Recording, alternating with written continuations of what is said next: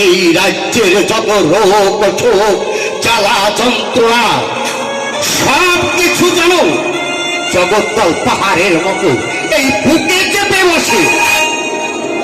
তবু তবু এই রাজত্বের জন্য, এই সিংহাসনের জন্য মানুষে মানুষে কত শতটা কৃতজ্ঞতা, কত রক্তারক্তাইয়া করে। কি অসহ্য! তাই তাই মাঝে মাঝে মনে হয় ঠিক এই সিংহাসনের শতধিক এই রাজত্বে সব কিছু পদাঘাতে দূরে ঠেলে মাটির মানুষের সাথে মিলে যায়। আমি প্রাণেও হয়ে স্বাধীনতার কাজ নেই। তবু তবু চাই না ভূষণ্ডী কাকের মতো